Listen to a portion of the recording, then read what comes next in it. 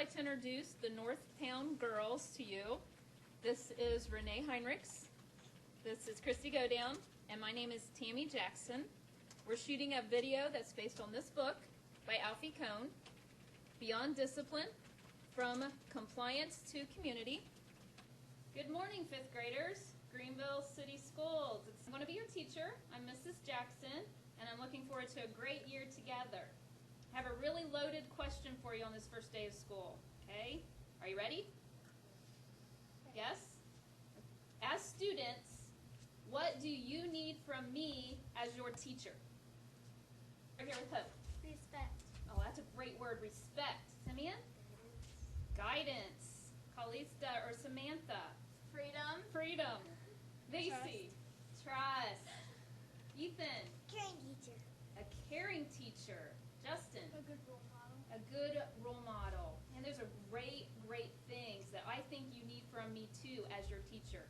And I look forward to this year at school being those things for you guys. Now that we've been in school for a few weeks, I've been having a problem, it seems like in every period, with students misbehaving. Do you two have any suggestions, or do you have that same problem? I really don't have that problem. Have you thought about maybe the students are bored? Maybe you could take a hard, reflective look at maybe your teaching methods and strategies. Or even, maybe if you look at the curriculum, analyzing it. Oh, I have 15 years of teaching experience. It can't be my fault. Well, the reason I have to agree with Renee about doing some self-assessments because it's happening each period. It sounds like it's not really just an isolated case. Hey, you know what? We're doing an activity in my room today that's highly engaging for the students. Why don't you come over and you can observe during your plan period, and then maybe we can all talk about this some more. Sounds like a great idea. All right, see you then.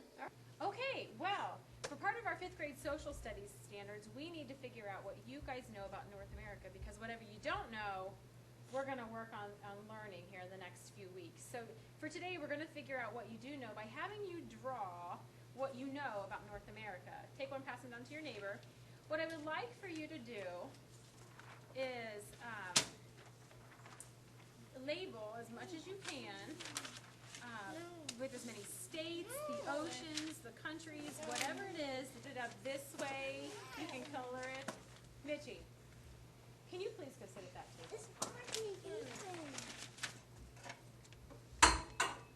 You'll need to take your things with you.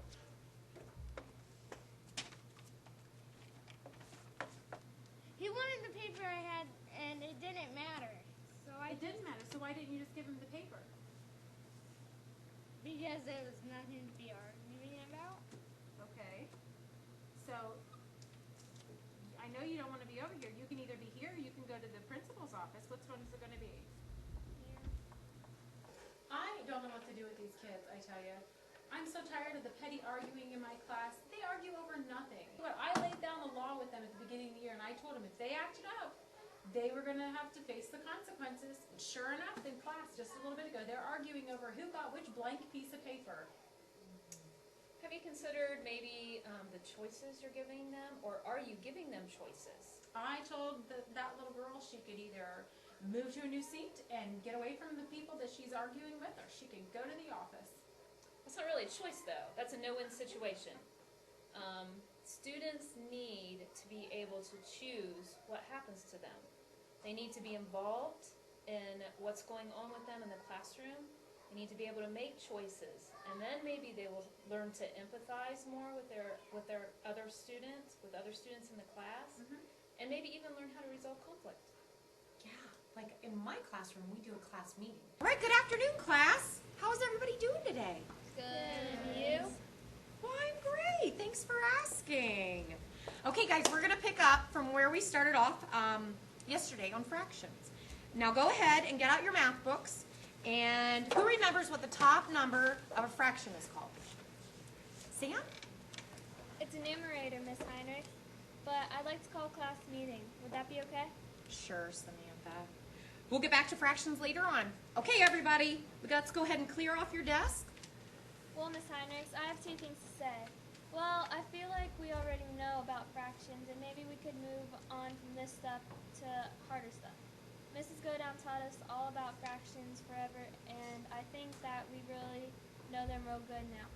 I think we'll try the test tomorrow since you've all voted, and you feel pretty confident about fractions. That's a great idea, everybody. If everybody scores above an 80%, we'll go on to the next chapter. How does that sound, everybody? Please raise your hands if you agree. Okay, well, tomorrow's the test then. Hi, I'm Ethan. Hi, I'm Justin. Hi, I'm Hope. Hi, I'm Macy. I played Mitchie. Hi, I'm Simeon. Hi, I'm Samantha. Sandy. Hi, I'm Kalista. Hi, I'm Ethan again.